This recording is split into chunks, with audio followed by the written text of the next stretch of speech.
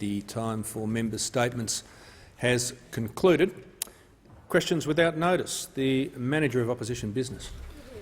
Thanks, Speaker. My question is to the Prime Minister. Yesterday, for the first time since Federation, and at the Prime Minister's direction, the government voted down a referral to the Privileges Committee, given precedence by the Speaker. Why is the Prime Minister running a protection racket for the member for Pearce? The Prime Minister has the call. Well, thank you, Mr Speaker. The practice, page 771 of practice, makes things very clear.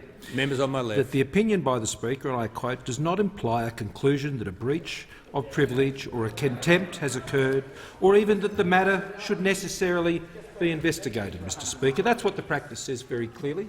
The House determined this matter yesterday, and the government took a position that the broader issue of members of this place and the other place who are faced with pursuing defamation proceedings, that there should be clearer rules and clearer guidelines, Mr Speaker, to members of this place. Members on my left. So, Mr Speaker, they can take decisions. Now, that is what we have referred, Mr Speaker, to the Privileges Committee. The suggestion that somehow things are not being looked into, that things have not been referred to, is not the case.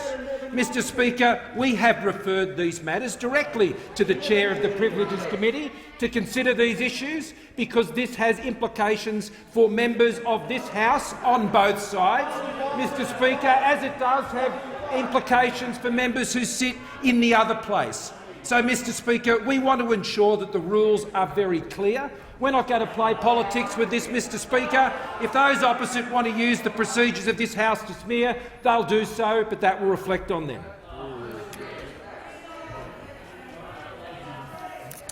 The member for Chisholm. Thank you, Mr Speaker. My question is to the Prime Minister. Tonight, Melbourne's lockdown will end owing to the efforts of our citizens, like those in my community of Chisholm, to roll up their sleeves and get vaccinated. Will the Prime Minister please inform the House how the national plan is working to reopen Melbourne and the rest of Australia so we can safely live with the virus and recover from the pandemic? The Prime Minister has the call. Well, thank you, Mr Speaker, and I thank the member for Chisholm for her question and being here in this chamber, Mr Speaker. As she knows, it is an important day for Victoria and particularly for Melbourne. Victoria has reached 70.51% double-dose vaccination.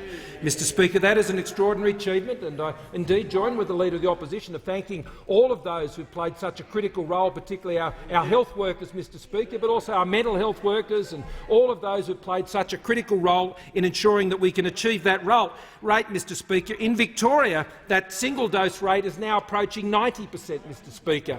And the member's own electorate, these figures are reflected in her own local government area, Mr Speaker. Mr Speaker, in Victoria, if they were a country, they would have a single-dose vaccination rate, Mr Speaker, in fact a double dose which is greater than Finland, sorry, single dose greater than Finland, the Netherlands, France, the United Kingdom, and on double dose, Mr Speaker, higher than the United States. This is an extraordinary achievement, Mr Speaker, for the people of Victoria under the National Plan. Now, Mr Speaker, I will never forget the incredible role played by the member for Chisholm and the Chinese-Australian community at the outset of the pandemic. When I go back to February of 2020, Mr Speaker, as people were returning from China and coming back, and I was with the member for Chisholm in Box Hill at the time, and they were observing the social distancing, they were wearing masks, they were taking precautions.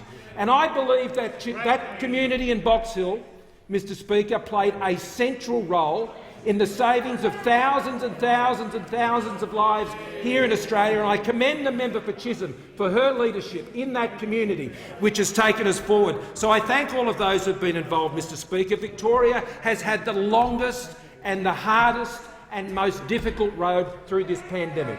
They have endured more lockdowns than any other part of the country, Mr Speaker, and they have endured and they have shown great character and great patience. And so tonight at 11:59, it will indeed be a time in Victoria for them to truly celebrate what they have been able to achieve as they claim their lives back through these higher rates of vaccination.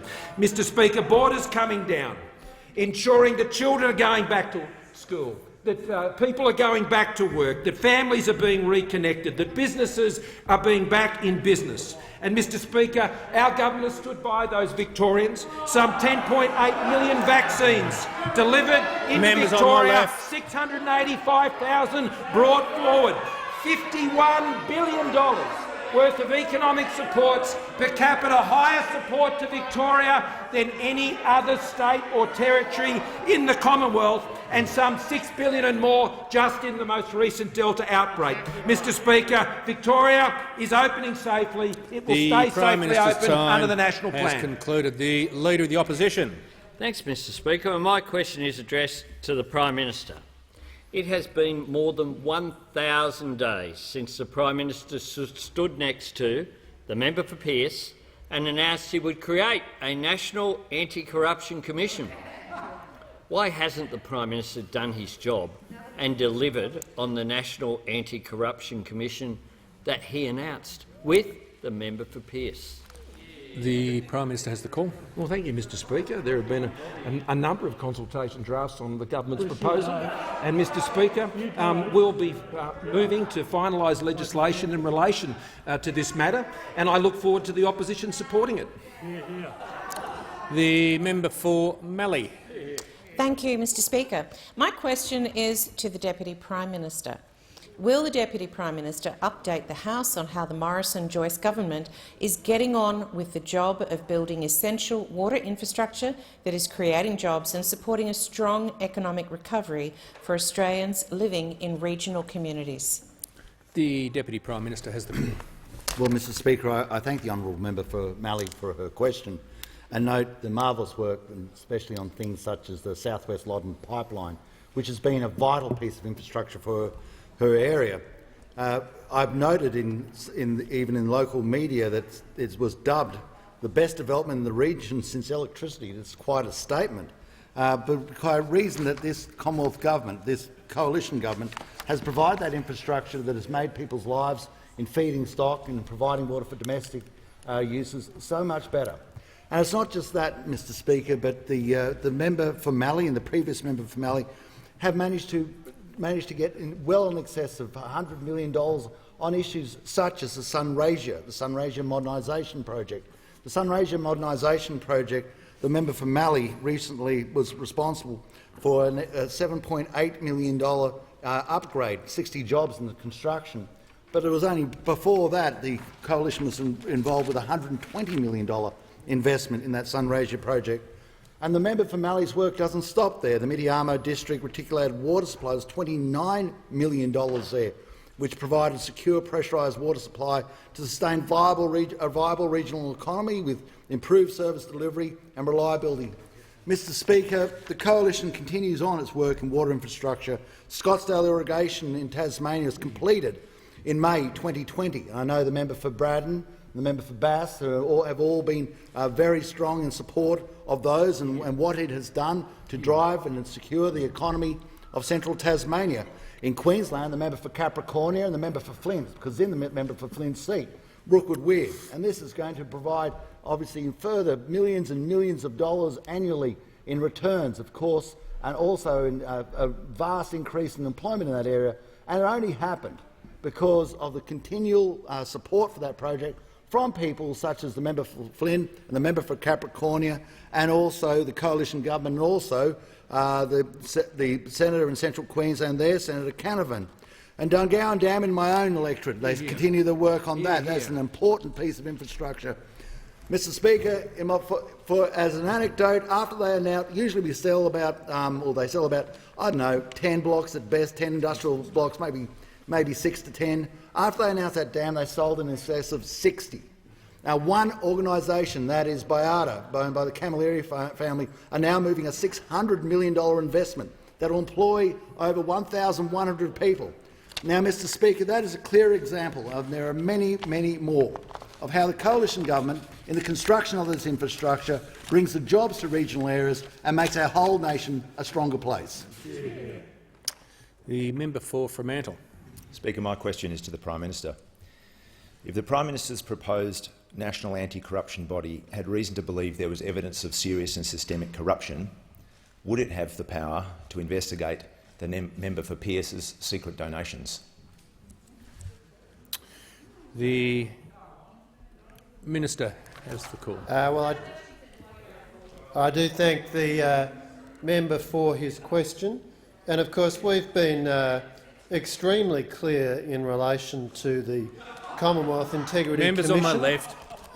Mr. Speaker, we've been extremely clear that the Commonwealth Integrity Commission will have the power to examine serious criminally corrupt conduct, and it will have the same powers as the Royal Commission to investigate criminal corruption in the public sector.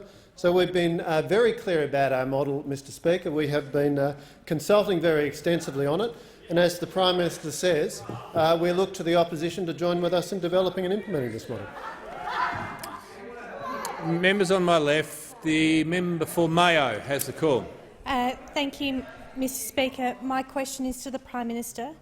Given the horrendous events now taking place in Afghanistan, will the government reconsider this year's budget cut to the humanitarian program that reduced refugee intake places from 18,750 to just 13,750 places? The Prime Minister Thank you, has Mr. the call. Speaker, and I thank the member for her question. As the member will know, the government has been involved in significant efforts to bring people out of Afghanistan. In particular, during the evacuation, some 4,100 people were brought out of Afghanistan, over 3,000 of them coming to Australia. The majority of those were those who were seeking refuge here in Australia. The majority of those, Mr. Speaker, were those who had been locally engaged employees and their families. What the government has committed to do is to bring at least 3,000 people in under our refugee and humanitarian program this year, and if there are more that we can take this year, we will take them. I'm not putting a cap on how many we can potentially take this year. I see the 3,000 as the minimum that we would hope to take, and through the work of the National Security Committee, the work of the Minister for Foreign Affairs, the Minister for Immigration, we have been diligently seeking to identify additional people who have been able to take themselves to a place where they've been also able to leave Afghanistan. And we've been able to bring them here to Australia as well, subsequent to the evacuation. Now, we will continue to do this, and we will not be restrained by what the current cap is on the refugee and humanitarian program. This has been a topic that I've been engaged in directly. We recently had a G20 leaders meeting that I participated in, where not only we were able to make reference to the work that we're already doing, but we are working with the Special Envoy in Qatar to ensure that we're working with other like-minded countries, with Canada, the United Kingdom, Great Britain, the United States and others, to ensure that we're providing safe channels for people to be able to come from Afghanistan and to be able to make their way into the various refugee and humanitarian programs that are being run by countries such as Australia. Now, Australia has the second highest per capita refugee and humanitarian program in the world. It is a generous program, and we run the best settlement services in the world. And we have a proud reputation of doing that. And we will continue to provide that support to those who are seeking our assistance through that program. It has the highest priority of our refugee and humanitarian program, and we're working closely through all of our offices and through all of our partners to provide as much support as we possibly can. The member for Menzies. Thank you, Mr. Speaker. And I ask the Treasurer, how is the Morrison government's strong economic management and the importance of sticking to our national plan ensuring our economy recovers strongly when restrictions ease, especially in my state of Victoria? And is the Treasurer aware of any alternative policies? The Treasurer has the call. Well, thank you, Mr. Speaker, and I thank the member for Menzies for his question and acknowledge 3 decades of distinguished service in this place, Mr. Speaker, including as a Minister for Defence and in the national security space. Now, Mr. Speaker, today marks a significant milestone in Australia's road to recovery, with Victoria reopening, Mr. Speaker. After 77 days of Delta lockdown, restrictions are easing in Victoria. This is the day millions of Victorians have been waiting for. Kids are getting back to school, businesses are reopening, families are being reunited, Mr Speaker.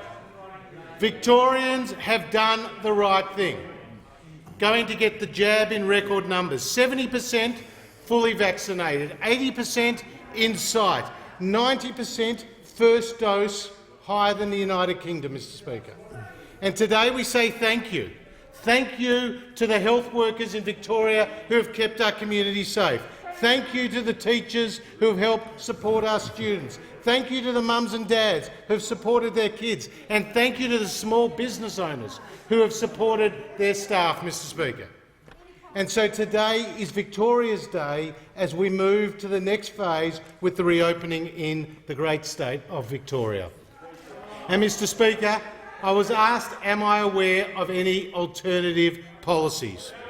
Well, we know that the Leader of the Opposition, he's come up with two big ideas in that role the last few years, Mr Speaker. First there was the National Driver's Licence, which was going to turbocharge our economy.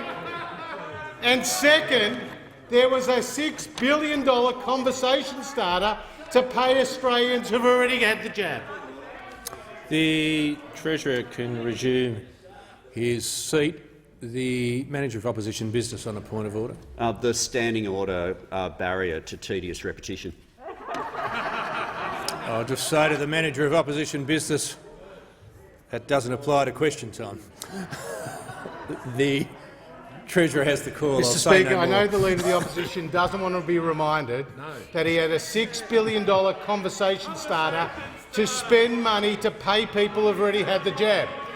And the Leader of the Opposition wanted our government to run with his policy. The only problem was that the shadow cabinet was running away from his policy, Mr Speaker. But I tell you, there's one set of policies that the Labor Party will never run away from, and that's their plans for higher taxes. And that's why we weren't surprised that on the front page of The Australian there was plans that the Shadow Treasurer took to the Strategic Policy Review for a $27 billion tax on family and small businesses. $27 billion tax on 300,000 family and small businesses. We're getting on with the job of growing the economy, Mr Speaker. Those opposite, if they ever got the chance, would put higher taxes on all Australians. The member for Cooper. Thank you, Speaker. My question is to the Prime Minister.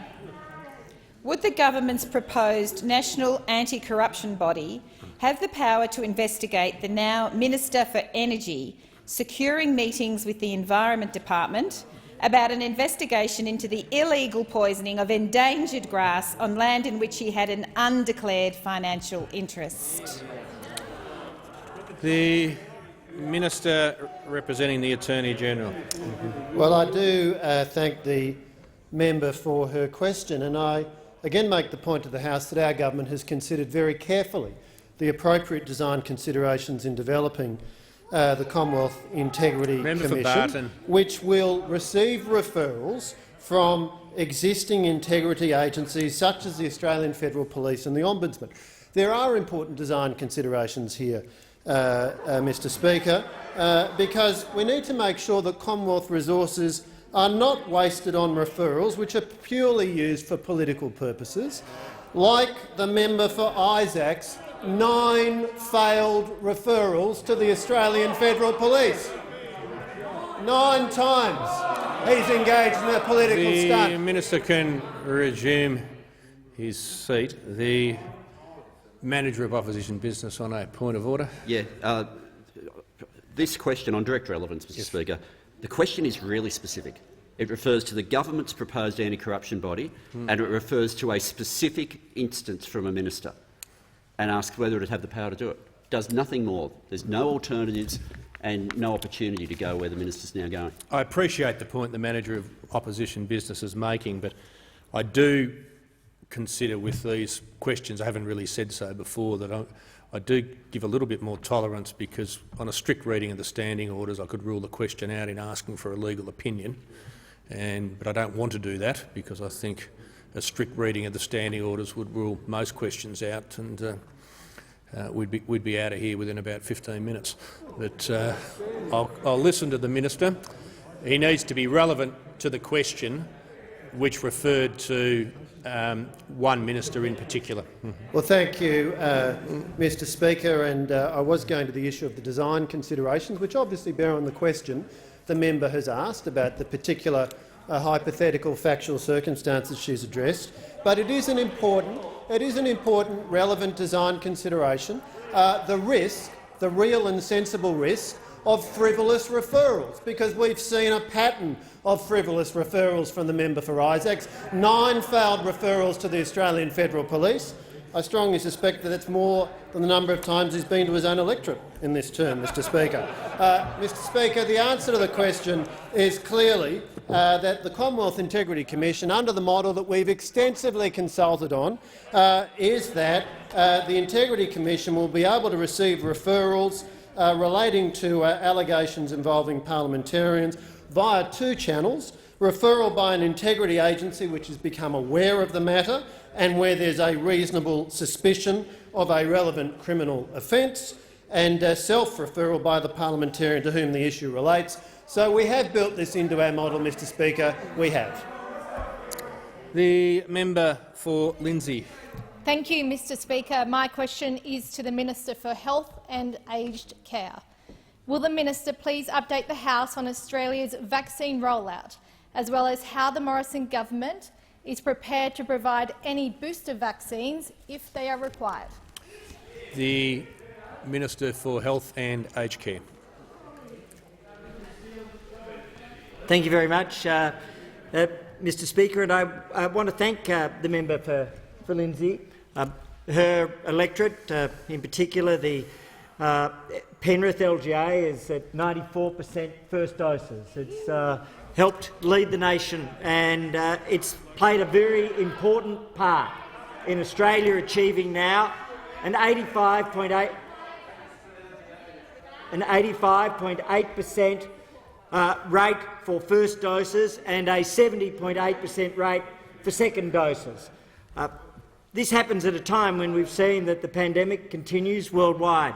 Over 450,000 cases diagnosed in the last 24 hours. 8,800 souls lost, 8,800 lives lost worldwide. And so the scale and the scope of the pandemic continues in a way which is wreaking havoc on lives and communities around the world. And sometimes that is lost in terms of what is occurring on a continuing basis. Against that background, what we've seen with Australia's vaccination program, another 277,000 vaccinations in the last 24 hours, over 33 million doses, now almost 33.5 million doses administered. And this has led to the achievements that the Prime Minister and the Treasurer have talked about.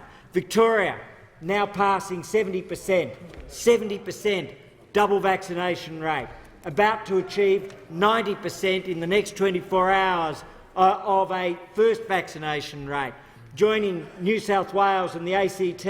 The ACT is now at over 98% in terms of its first vaccination rate. But perhaps most critically, our over 70s, the most vulnerable group, have a 98% vaccination rate. But in order to strengthen that, we have a booster program with 151 million vaccinations. The TGA is next week considering the final advice with regards to the Pfizer vaccine, the first of those vaccines to submit a booster application. And if that is approved, we are ready to go immediately. We have this year 40 million Pfizer vaccinations. Next year, 60 million Pfizer vaccinations. The following year, 25 million Pfizer vaccinations. An additional 15 million Moderna. An additional 51 million Novavax. And so we are in a position to continue that process immediately if there is medical advice to do that. But what all of this has done is save lives and protect lives.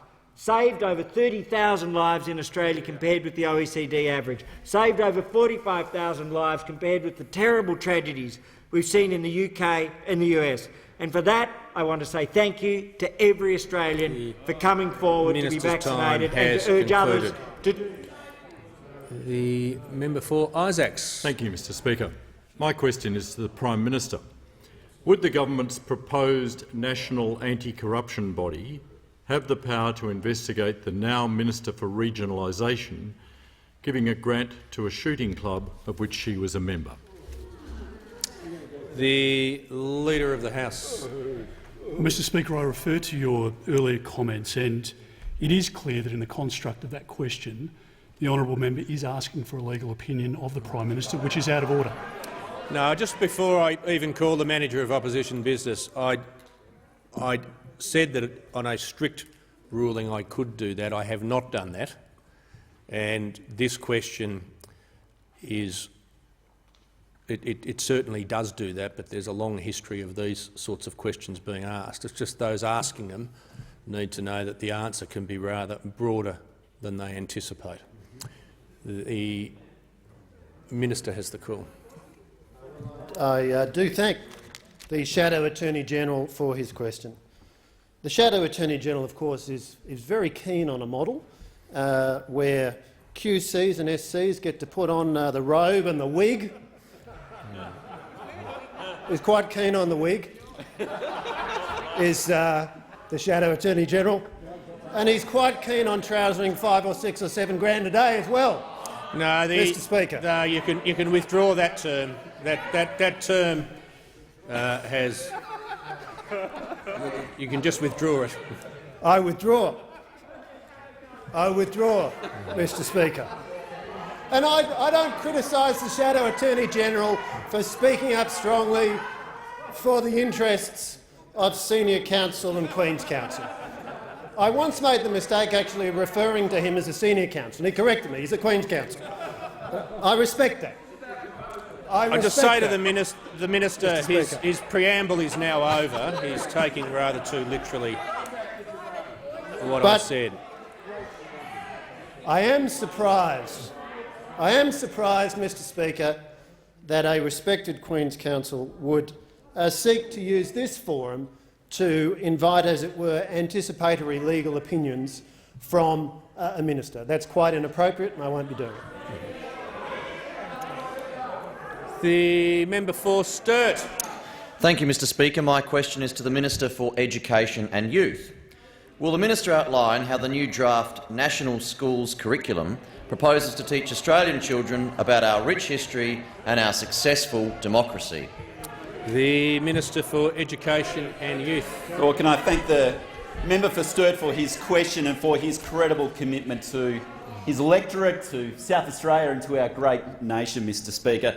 Mr Speaker, as we come out of COVID and as kids go back to school in line with our national plan, we need a curriculum that lifts standards, that is less cluttered and that embeds evidence-based practices. But critically, we also need a curriculum that instills a love in our students of our great country, that teaches them about our rich history and about our democracy, because, Mr Speaker, we all know, certainly on this side of the chamber, that we live in the greatest country in the world, bar none. We're one of the wealthiest, most free, most egalitarian, most tolerant countries, not just today, but in the history of all of humankind. Member for Dunkley.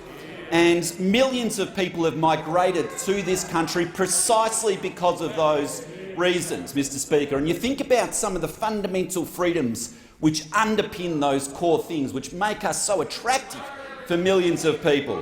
It's the one person, one vote, the equality before the law, freedom of association and speech, universal education, strong human rights, an ability to start a business and earn what you keep, Mr Speaker, reward for effort. And these freedoms, they didn't happen by accident, but they came about because of hard-fought gains over centuries. We inherited such great institutions in the UK, and then generations upon generations, particularly in the 20th century, fought and in many cases died for those great freedoms, Mr Speaker. And that's why it's so important that those key principles, the key understanding, is embedded in our national curriculum so that students understand where our great democracy came from, so that they will defend it, Mr Speaker, just as previous generations have. And I, Mr Speaker, am not satisfied with the current draft which has been presented, because some of those core things which underpinned our democracy are not there.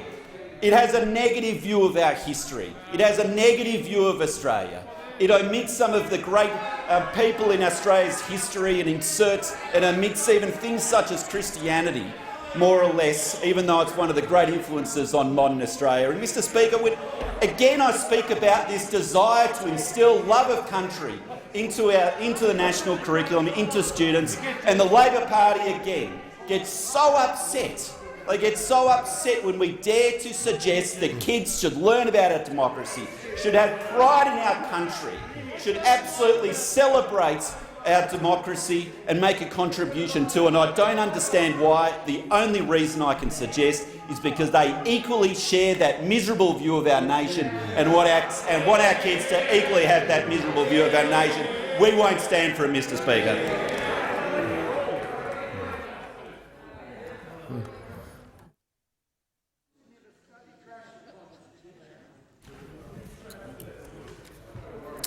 See?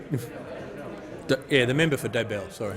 Thank you, Mr Speaker. My question is to the Minister for Resources and Water. The people of the Central Coast are opposed to an extension of Petroleum Export Permit 11, or PEP 11. PEP 11 will allow oil and gas exploration off the Central Coast, risk our precious marine environment and destroy local jobs. Will the minister support our coastal communities and reject this disastrous proposal today? The Minister for Resources. Well, thank you, Mr Speaker. And just for a little bit of context and some facts for those who might be listening, PEP 11 stands for Petroleum Exploration Permit number 11.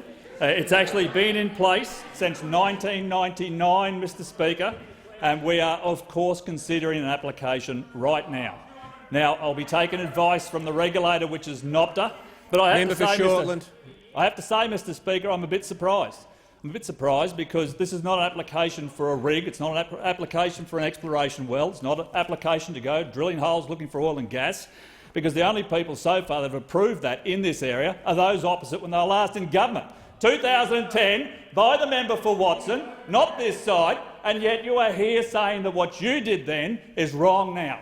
Now, Mr Speaker, I'll say very clearly we are considering this on balance in regards to the law, in regards to the national interest, and of course we'll take into consideration the views of the community and we'll make a decision in due course. The member for Reid. Thanks, Mr Speaker. My question is to the Minister for Communications, Urban Infrastructure, Cities and the Arts. Will the minister please update the House on how the Morrison government's world-leading Online Safety Act will hold platforms to account for harmful abuse online?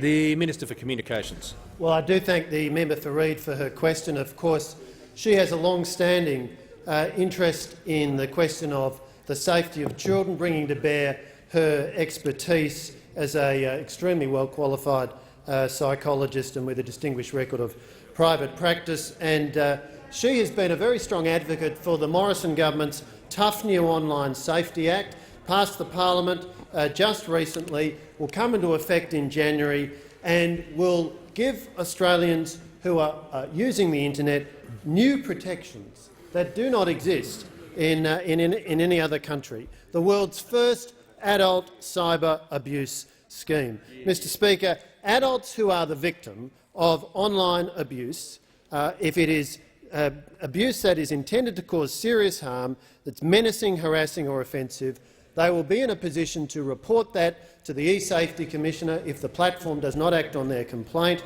And our eSafety Commissioner, Julia Grant, a highly regarded former tech executive doing such a great job, she and her officials will have the power to issue a takedown notice. And if a takedown notice is issued against a platform that the eSafety Commissioner has concluded that the material meets the statutory test, then the material must be removed within 24 hours. So this is a powerful means of dealing with the problem of trolls online.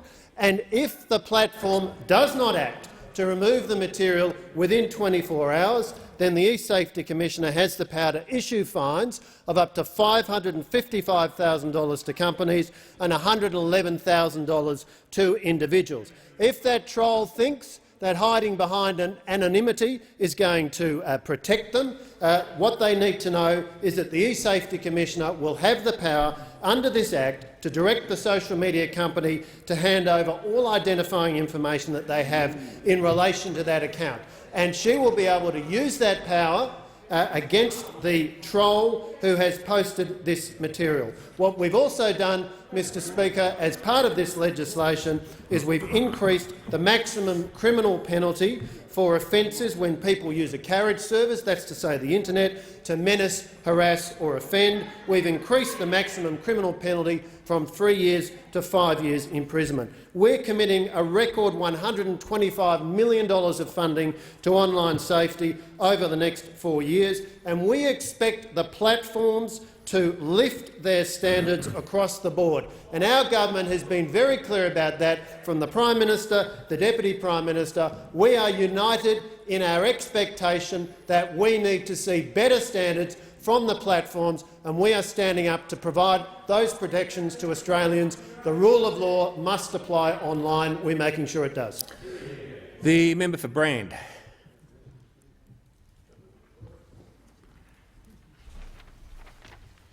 Thank you, Mr Speaker. My question is to the Minister for Resources. The minister told Phil Corey of the Australian Financial Review that a $250 billion loan facility for the resources sector is the price of the National Party's support for net zero emissions by 2050. Can the minister outline his proposal for a $250 billion loan facility for the resources sector? The minister has the call. Well, thank you for the call, Mr Speaker, and I absolutely reject that. I did not say at any stage that there is a price. Mr Speaker, we are having a collegiate discussion with our colleagues. We are having a collegiate discussion in the Nationals Party room. We are having a collegiate discussion, as our constituents expect, Mr Speaker, on what is a serious matter. There is only those opposite who show the hypocrisy. Now, I can't tell from here, Mr Speaker, but I see a lot of scarves. If they're made out of acrylic, they come from the resources sector. They come from a sector that is delivering $346 billion into our economy over the next 12 months. Mr Speaker, I mean, seriously. So I say again, we will continue to work on serious policy. We will continue to deliver for this sector, a sector which was forecast in the midst of the pandemic to be down to 246, has put on over $100 billion into this economy in the next 12 months. We should celebrate the fact that it exists, not continue to talk it down and talk down our country.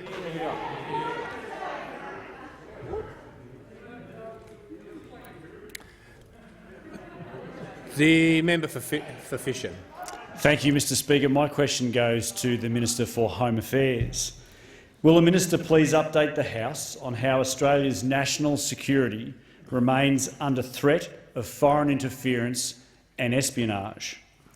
What action is the Morrison government taking to ensure that we stay vigilant to this pervasive threat in order to keep all Australians safe and protect our national interest? The Minister for Home Affairs.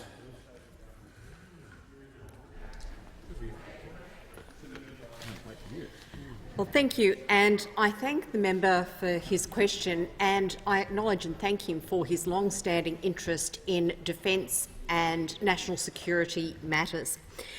Mr Speaker, our government has never lost sight of the fact that there are many challenges to our safety and security in a very changing world.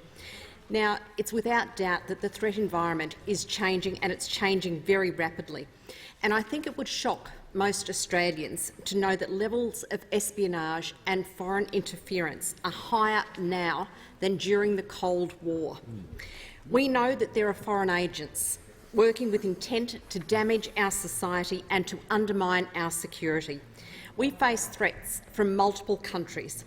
Their purpose is to influence the work of our democratic government to further their own interests and world view. In ASIO's annual report tabled this week, Director-General Mike Burgess said that espionage could well overtake terrorism as the principal security concern over the next 5 years. And that is not to downplay the serious terrorist threat that we face here. He said, and I quote, "Foreign spies are attempting to obtain classified information about Australia's trade relationships, defence and intelligence capabilities. They are seeking to develop targeted relationships with current and former politicians and current and former security clearance holders.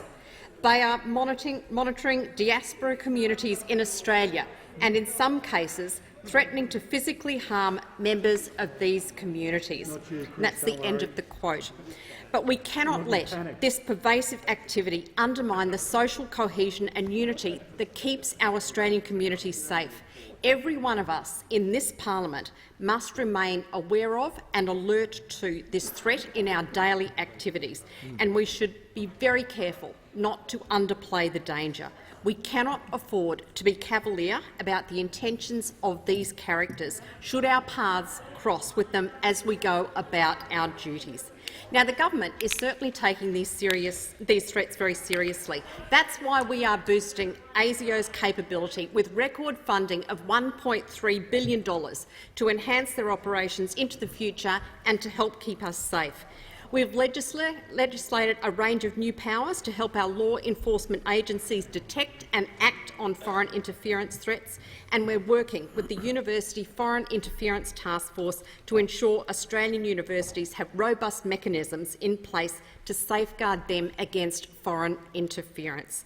Australians can be assured that the Morrison governments take very seriously the issues of national security. The member for Whitlam. Speaker, question to the Minister for Resources. Minister, what does the government's modelling show is the economic impact of a commitment to net zero by 2050 for the resources sector? The Minister for Resources. Well, can I thank the honourable member for that question, and can I say, the honourable member, I've seen lots of modelling. I mean, that's what my department does, Mr Speaker. As the Minister for Resources, what you would expect. I mean, I've seen modelling from the International Energy Agency that says Australia's coal, demand for Australia's coal will continue to go up until 2030. They expect that it will be off-peak by about 20% in 2050. I've seen modelling that says our gas exports will continue to grow. I've seen presentations that continue to talk about critical minerals, Mr Speaker. The Minister will resume his seat. I haven't called you yet. So. The member for Whitlam on a point of order. Yes, I hate to interrupt no, the long run-off. Relevance? Yes. I didn't ask about international modelling. I asked about government modelling. Yes, I understand that, but I'm not in a position to sort of reach a conclusion when the minister says his department shows him lots of modelling. And yeah, well, it's a government department, and I'm going to listen to the minister. Thank you, Mr Speaker. 25 seconds in. Now, my department has also shown me modelling about how we've got a shortfall in workers in the resources sector right now because they're going so well. Mr Speaker, the policies of this government continue to ensure the sector gets stronger.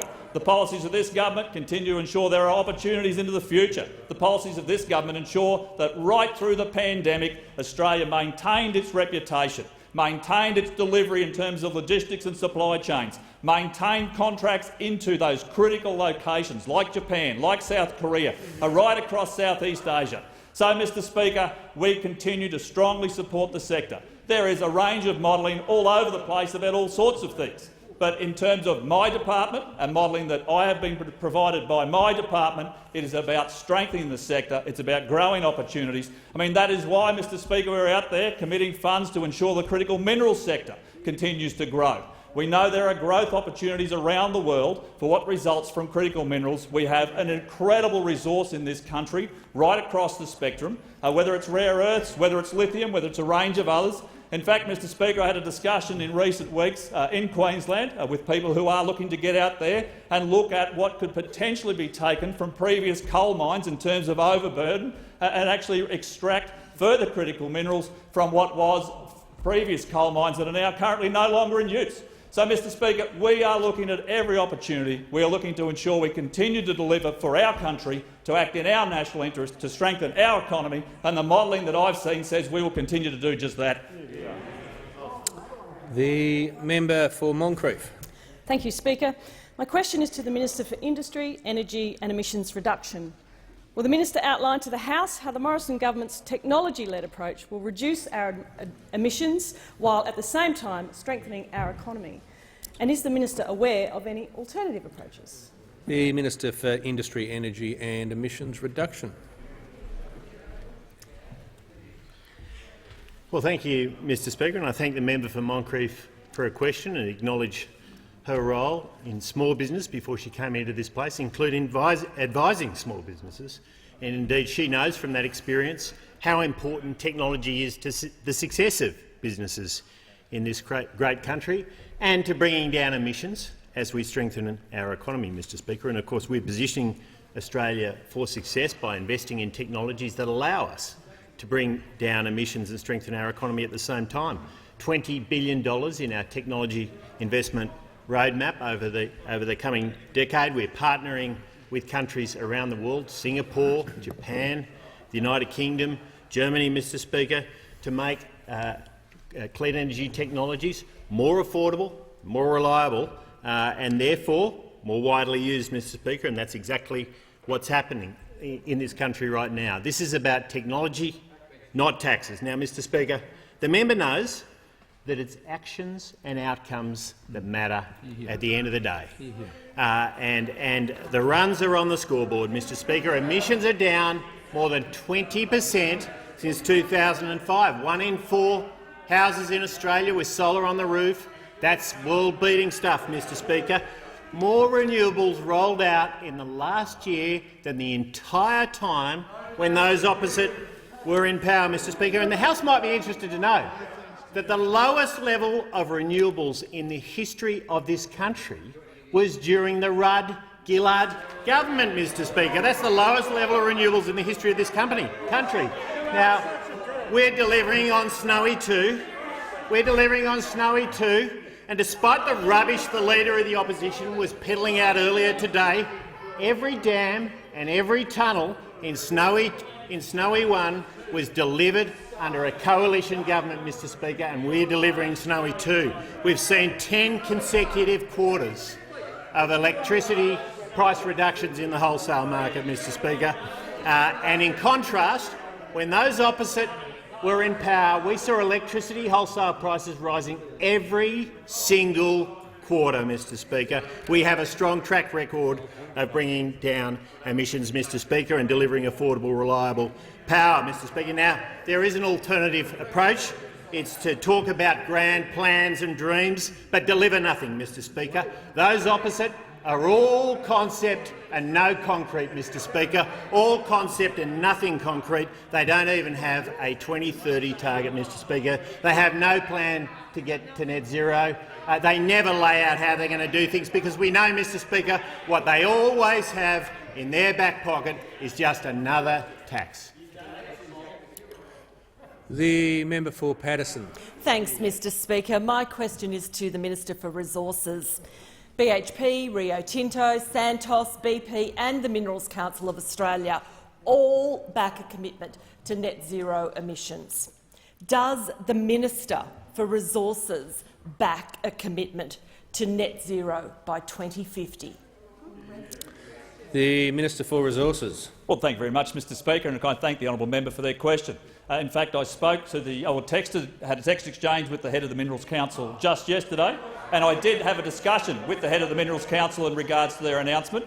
And I would note that they have an ambition for 2050, Mr Speaker. They have an ambition. Now, as I said in my previous answer, we are having a collegiate discussion in the Nationals Party room. I am absolutely respectful of my colleagues, as I'm respectful of those opposite. Now, Mr Speaker, we will continue to have that discussion. We will listen respectfully. We, of course, will consider in detail what is being put forward, as our constituents would expect. And as the Minister for Resources, Mr Speaker, I will continue to support the sector. I'll continue to do everything I can to get a job into that location, because that is what we're about. And I'll give you an example, Mr Speaker, while I'm on my feet. I have a contact here from Kenzie Gillespie. Kenzie contacted me some months ago, but I was at Moranbah North Mine just a few weeks ago where he works, and he says, I can assure you, as a 22-year-old, I've been set up for life with this golden opportunity that is here in our feet in the resources sector. Because of this, I could buy my first house at 19. I went to hold it for 2.5 years. I've recently sold it. I'm looking for acreage around the Mackay region to start primary producing on my days off. Couldn't have been done without the resources sector. And there are hundreds of thousands of Australians in exactly the same position, and we will continue to support them. The member for Nichols. Thank you very much, Speaker. My question is to the Minister for Agriculture and Northern Australia. Will the minister update the House on how the Morrison-Joyce government has responded to the significant labour challenges faced by our agricultural industries due to the COVID-19 pandemic, and is securing the industry's future by providing long-term access to a reliable workforce? The Minister for Agriculture. Thank you, Mr Speaker. And I thank the member for Nichols for his question and his fierce and passionate support of his producers in the Shepparton area in particular, which is a rich agricultural area. And historically, Australian agriculture has relied heavily on overseas workers to undertake seasonal work. And that's been done through the Working Holiday Maker, which before COVID hit was around 160,000 of them. It's gone down to less than 30,000. We're losing about 2,000 a month. We've also instituted Pacific schemes, the Pacific Labour Scheme, the seasonal worker programs, that have brought Pacific workers in here into this country to take up the slack. And proudly, as we faced the challenges that COVID faced and presented to agriculture last year, March last year, we told those that were here on Working Holiday Makers and those Pacific schemes that if they worked in agriculture, they could stay another 12 months. We made agriculture an essential service and ensure that those people that were committed to working in our agricultural sector, that they could stay longer. We also worked with the states, and when they asked us to have a nationally coordinated approach, we responded, and we created the Ag Workers Code, because it was great to have all these people here, but we needed to move them across state borders as the seasons changed from north to south and then back up again as the seasons moved. And unfortunately, only 3 states wouldn't sign up to that. Queensland, Western Australia and Tasmania were not prepared to sign up to, but the rest were, and that provided some continuity. And then as we became aware of how to tackle COVID with vaccination and isolation, we worked with our Pacific family to continue to reopen up the PLS and SWP programs, and were able to pre-vet 25,000 men and women from 10 Pacific nations ready to come into this country.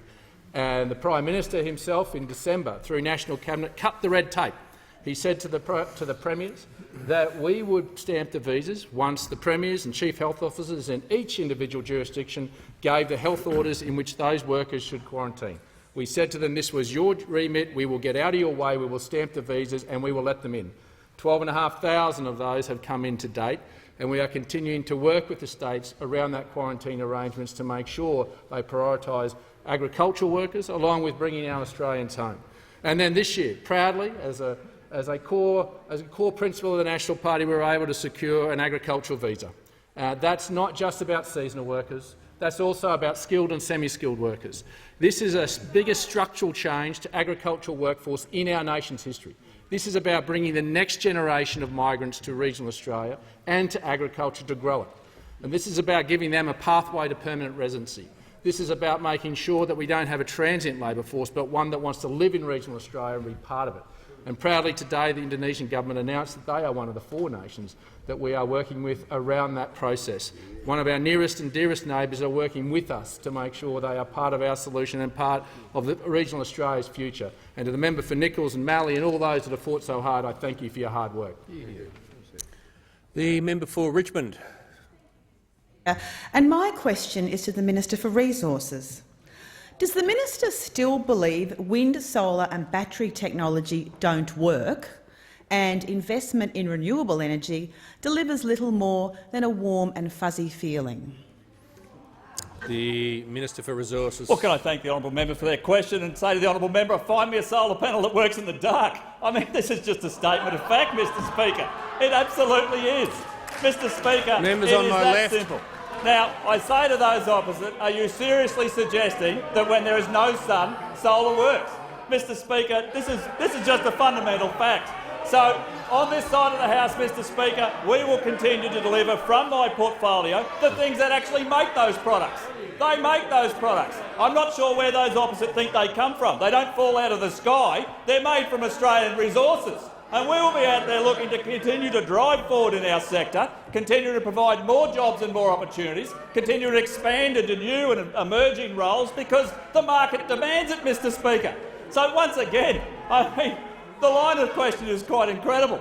Mr Speaker, I say to the honourable member, please step forward, ask the question about the resources sector, I'm happy to answer it. Ask a question about water, I'm happy to answer it. But questions about these things which very clearly are fundamental facts of physics, well, I'm happy to answer those too. But, Mr Speaker, I'll come back to what they're made out of. We deliver aluminium from this country. We deliver critical minerals and rare earths from this country. We deliver the things that make steel from this country. Mr Speaker, there is so much... I just say to the minister, he's made that point, and I'm not. But this was a very specific question about whether he still had beliefs about statements he'd made. So I have given some latitude. You've had that, but you're not required to spend the entire 3 minutes on aspects outside what you were asked. Well, thank you, Mr Speaker. This is why this side of the House backs reliable, affordable, dispatchable energy. There are any number of energy systems across the country. They all have their place. Mr Speaker, we look at what happens in remote communities. It is incredibly helpful for them to be able to build things which do utilise solar panels and wind, along with diesel that they already had in terms of generation. This is just a fact in terms of the electricity system. Mr Speaker, I can't get away from my background. I'm an electrician by trade and electrical engineer by profession. I get based on facts and based on physics. So, Mr Speaker, I say to those opposite, we do things that work. We provide affordable, reliable, dispatchable opportunities, as the Minister for Emissions Reduction says every single day.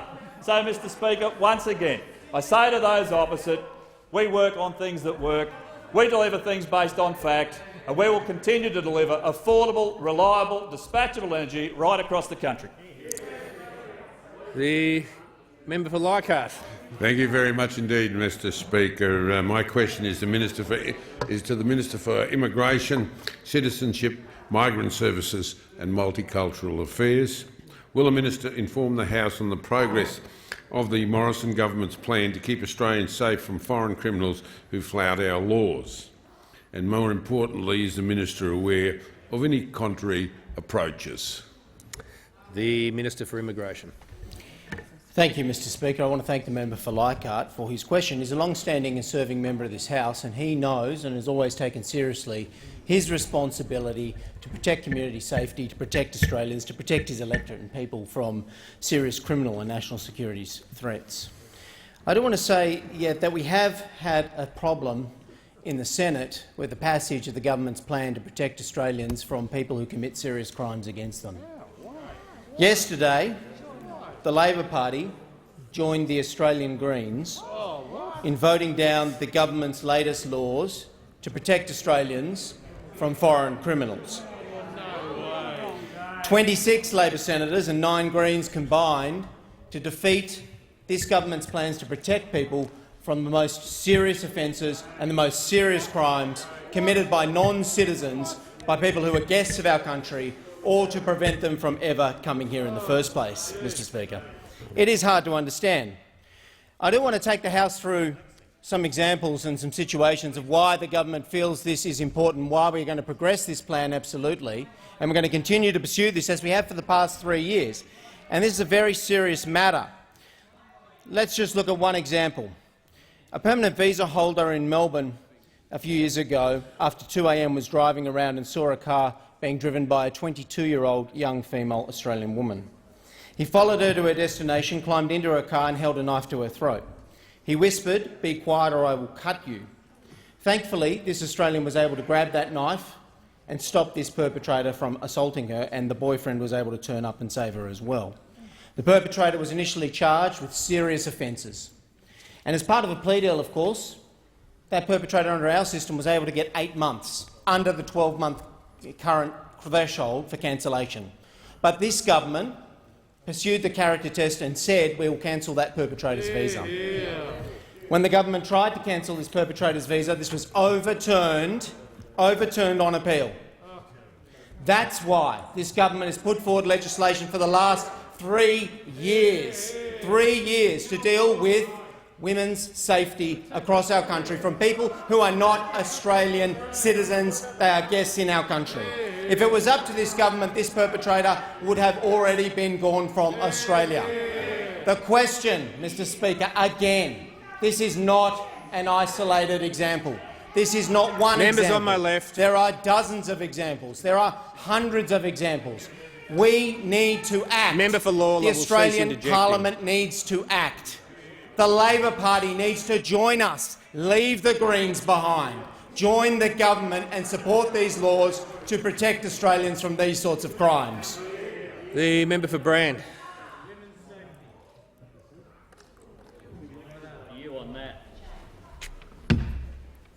Thank you, Mr Speaker. My question is to the Minister for Resources. Does the minister support the government providing a $250 billion loan and insurance facility for the resources sector? The Minister for Resources has the call. Well, can I thank the honourable member for their question? And I say to the honourable member, the government provides support right across any number of sectors through a number of different facilities, Mr Speaker, whether it is in the Northern Australia Infrastructure Facility, whether it's on the National Interest Account, whether it's across a range of others, including the RIC. Mr Speaker, the Commonwealth continues to provide support where it is needed right across the country. The member for Barker. Thank you, Mr Speaker. Mr Speaker, my question is to the Assistant Treasurer, Minister for Housing, Minister for Homelessness, Social and Community Housing. Will the minister inform the House of the progress of the Morrison government's home guarantee schemes and how they're accelerating the dream for Australians of owning their own home? And, Minister, are you aware of any alternative approaches? The Minister has the call. Well, thanks very much to the member for Barker for asking that question. Someone who has been an extraordinary advocate for first-home buyers in his regional electorate in South Australia. And, Mr Speaker, I can again report to the House that the Morrison government's first home loan deposit scheme, family home guarantee for single parents, has been an extraordinary success. Counterintuitively, in the middle of a pandemic, we have seen first-home buyers at their highest levels for nearly 15 years. But it's not just the home guarantee schemes which help first-home buyers purchase a property with a deposit of as little as 5%, because we know the barrier to home ownership for so many first-home buyers is getting that deposit together, or for single parents who, with a deposit of as little as 2% supported by the government, can purchase a home. We have also put in place the Home Builder program. The Home Builder program, which was opposed by the Labor Party. And I've got some bad news for the Labor Party, because the program that they opposed has been taken up by 135,000 Australian families. More than 200,000 Australians today are in a home because of the support of the Morrison government's Home Builder program, and each and every one of them know that if the Labor Party had their way, they would not be in their home. That is an absolute indictment on the Labor Party. We know they don't support helping first-home buyers get into the market, but what a decision in the middle of a pandemic, of all the policies to oppose the Home Builder program, a $25,000 grant for people to purchase a new home. So, Mr Speaker, the Prime Minister in my time in politics is someone who has been more dedicated to first-home buyers than almost any others. There are many on this side. There are many on this side. And the Prime Minister is a Prime Minister for first-home buyers, but in this term alone, between our home guarantee scheme, between the Home Builder program and between the First Home Super Saver scheme, another program that helps first-home buyers save for a deposit, 300,000 Australians today are in a home with the support of the Morrison government. 300,000 Australians are in their own home today because of a Morrison government policy, either Home Builder or the First Home Loan Deposit Scheme or the Family Home Guarantee or the First Home Super Saver Scheme. And each and every one of those 300,000 Australians know that the Labor Party opposed the policy that helped them get into their home. Shame on the Labor Party. The Leader of the Opposition. Thank you, Mr Speaker. My question is to the Prime Minister. The government has been in office for nearly a decade. The Prime Minister is leaving for Glasgow a week from now, but still has no climate policy. Why does the Prime Minister always delay, always blame others, and then when he does act, it's always too little and too late? The Prime Minister has the call. Thank you, Mr Speaker. Under our government's policies, when we were first elected in 2013, we said at that election that we would meet those Kyoto targets, Mr Speaker, and we did. And we did. We beat Kyoto 1, Mr Speaker. We beat Kyoto 2. And, Mr Speaker, as we go forward to 2030, our policy on 2030 is very clear. 26 to 28%, Mr Speaker. That is the policy that, as Prime Minister, I took to the last election. Mr Speaker, that was endorsed by the Australian people at the last election. A policy, Mr Speaker, that we will not just meet, but we will beat for 2030, Mr Speaker. Now, there was another policy. It was put forward by the Labor Party. It was for a 45% reduction in emissions, Mr Speaker, and the Labor Party have walked away from that policy. They say that's no longer their policy. So there's an obvious question. What is the Labor Party's commitment on 2030? Nobody knows, Mr Speaker. Nobody knows what their commitment is to 2030. They know what the government's commitment is, and they know that under our policies emissions have fallen by more than 20% on 2005 levels, Mr Speaker, which is more than the United States, more than Japan, it's more than Canada, it's more than New Zealand, comparable economies to Australia, and Australia's track record on this issue, Mr Speaker, speaks volumes about the achievement of Australians. Mr Speaker, under our policies, Australia has one of the highest, if not the highest, rates of rooftop solar in the world. Mr Speaker, in 2020 Australia installed 7 gigawatts of new renewable energy capacity. And as the Minister for Energy has reminded the House, Mr Speaker, in 1 year, under our government's policies, we exceeded the renewable investment of 6 years under the Labor Party, Mr Speaker. And our investment is nearly 8 times faster per capita than the global average in renewables. That's around 8 times faster than New Zealand and Japan, and around 3 times faster than the United States, China, Germany and the European Union, Mr Speaker. Under our policies, emissions are coming down and jobs are going up, Mr Speaker. Under our policy, emissions are coming down and there are 1 million people now working in manufacturing. Under the Labor Party, 1 in 8 manufacturing jobs gone, Mr Speaker. That's what a carbon tax does, Mr Speaker. That's what punishing taxes does. And under our policies, we're getting emissions down, they're falling, and we're putting employment up. We're seeing exports go up. We're seeing the resources industry, the natural gas industry, the LNG industry, all of these sectors, critical minerals, clean energy supply chains being established under the policies of our government. Under those opposite, Mr Speaker, no plan, Prime Minister's no time idea. has concluded. The member for Stirling. Thank you, Mr Speaker. My question is to the Minister for Defence Industry and the Minister for Science and Technology. Will the Minister please outline for the House how the Morrison government is supporting our emerging space industry, building a stronger Australia and creating more jobs, particularly as we recover from the COVID-19 pandemic? The Minister has the call.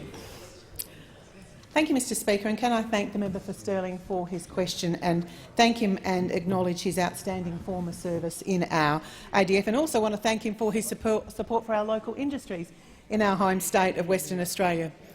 Mr Speaker, when most people think about space, they might reflect on the Apollo missions, or they might reflect on the Dish, Star Trek, or for those that are a bit older, maybe it's my favourite, Martian. But today and into the future, space is a part of our everyday lives. Space technology enables the GPS in the car and on that phone that never leaves our side. It's used by our farmers to monitor the health of our crops. And most importantly, it's used by our emergency workers to help them plan and respond to bushfires and floods. Mr Speaker, the Morrison government understands the profound benefits of space technologies on the lives of all Australians.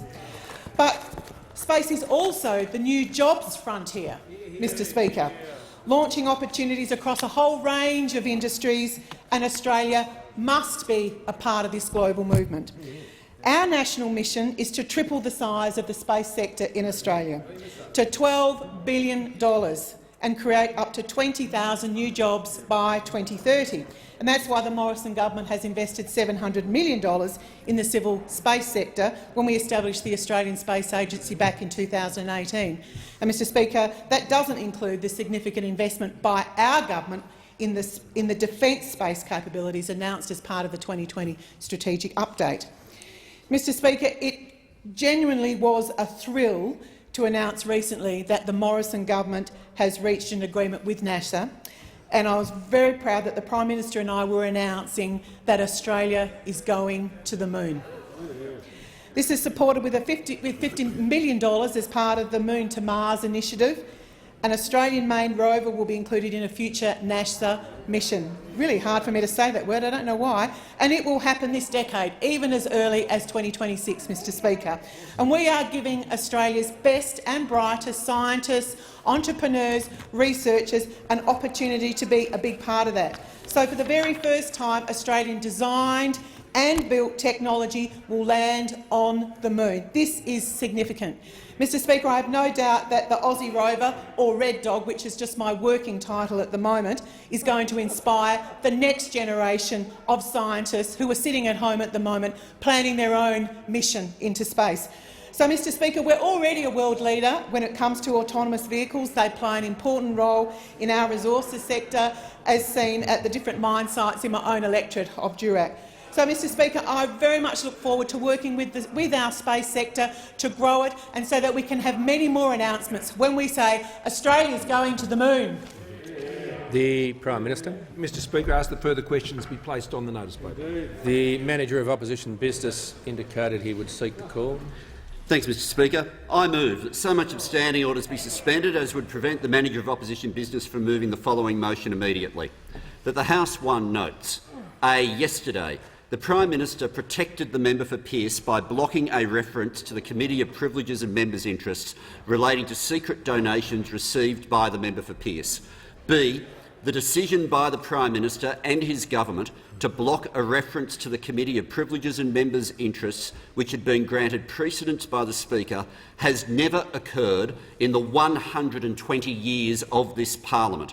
And C. It has been more than 1,000 days since the Prime Minister and the member for Pearce promised to introduce a National Anti-Corruption Commission. And 2. Calls on the Prime Minister to immediately A. End his protection racket for the member for Pearce, B. Support a referral of the member for Pearce to the Committee of Privileges and Members' Interests, and C. Introduce a bill to establish a National Anti-Corruption Commission with the powers of a standing Royal Commission. Yesterday the government abolished the key protection against bribery in this parliament. That's what the members' interests is there to do. And yesterday they decided it's just... The Leader of the House has the call. Thank you, Mr Speaker. I move the member be no longer heard. The question is the Manager of Opposition Business be no further heard. All those of that opinion say aye. To the contrary, no. I think the ayes have it. Division required. Ring the bells for 4 minutes.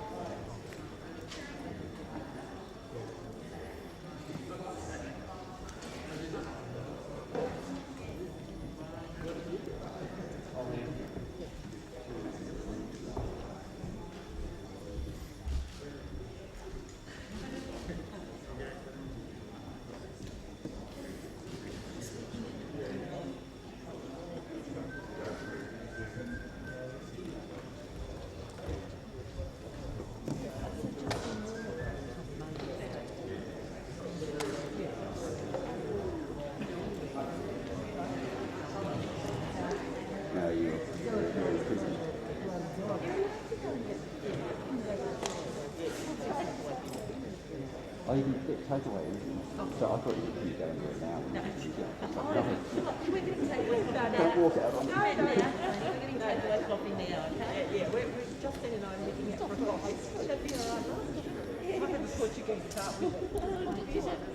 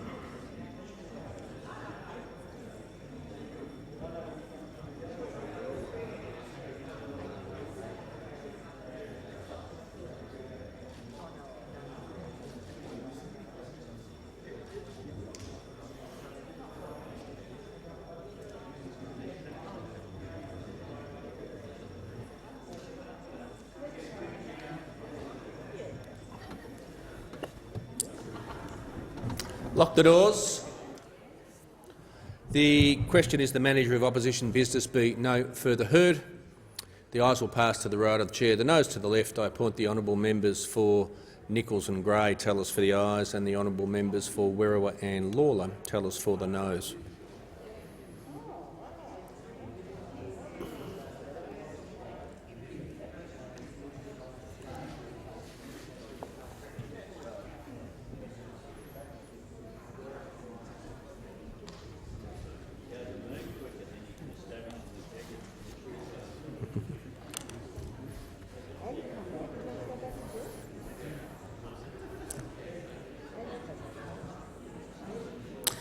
Order. The result of the division is ayes 52, noes 47. The question is therefore resolved in the affirmative. Is the motion seconded? The member for Sydney. Is the motion seconded? Seconded. This is a government addicted to secrecy and committed to protecting every dodgy. The Leader of the House has the call. Thank you very much, Mr Speaker. I move the member be no longer heard. The question is the member for Sydney be no further heard. All those of that opinion say aye. To the contrary, no. I think the ayes have it. Division required. Ring the bells for 1 minute.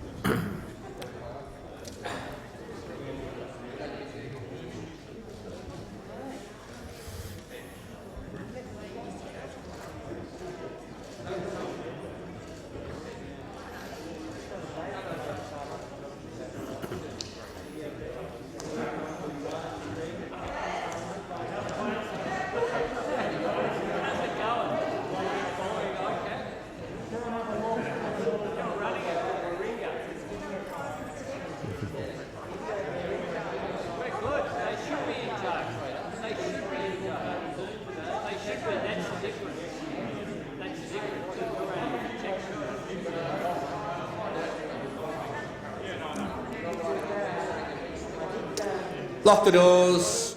I appoint the same tellers as the previous division. Members must remain in their seats unless they're changing their votes or did not vote in the last division, in which case they must report to the tellers.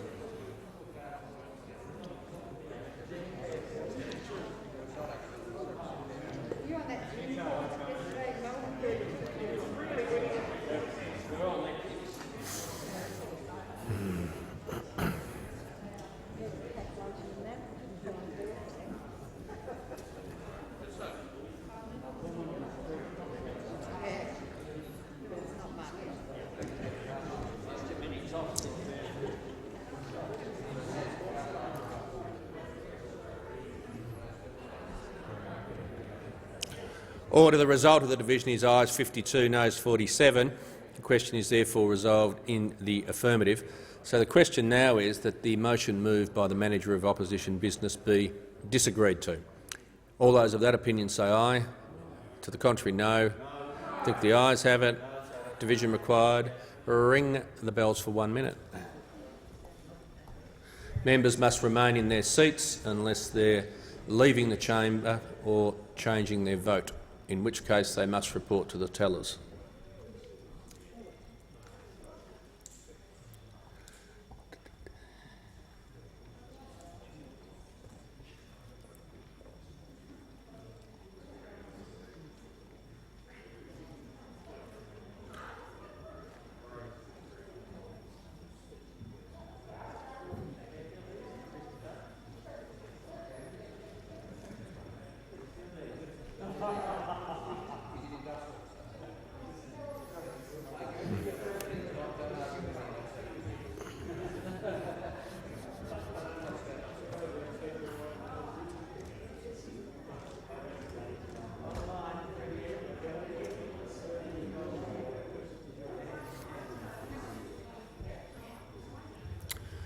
Lock the doors. I appoint the same tellers as the previous division.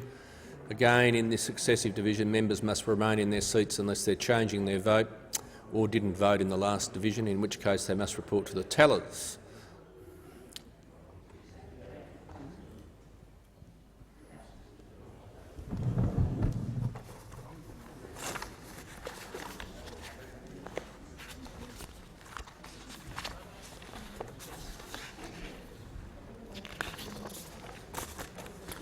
Order. The result of the division is ayes 52, noes 47. The question is therefore resolved in the affirmative. So we might go to papers. Very good. Thank you, Mr Speaker. Documents are tabled in accordance with the list circulated to honourable members earlier today. Full details of the documents will be recorded in the votes and proceedings. Thank the Leader of the House. The member for Gellibrand has indicated to me he wishes to seek the call. Yes, I rise to make a personal explanation. Does the member for Gellibrand claim to have been misrepresented? I do, Mr Speaker. It involves the member for Hughes. It doesn't matter who it involves. You may proceed. I thought it was implied.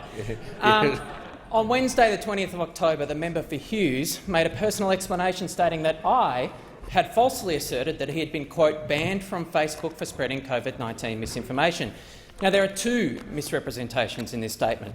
Firstly, in a recent letter to me from Facebook, the company told me that, quote, as a matter of public record, under our harmful health misinformation policy, we have removed the Facebook and Instagram accounts representing Mr Craig Kelly MP for repeated violations of our community standards. Now, the second misrepresentation in the member for Hughes statement is that, despite his own Facebook page being banned, the member for Hughes remains active on Facebook, authorising all of the content on the United Australia Facebook page and featuring in the overwhelming majority of the videos on that page. Facebook should proactively and transparently apply its community standards and stop the member for Hughes from continuing to spread medical misinformation about COVID-19 during this pandemic. We will now go to the matter of public importance. I have received a letter from the honourable member for Brand proposing that a definite matter of public importance be submitted to the House for discussion, namely the government's abandonment of the Australian resources industry and jobs by denying the need for net zero emissions. I call upon all those honourable members who approve of the proposed discussion to rise in their places, and I call the member for Brand. Thank you very much, Mr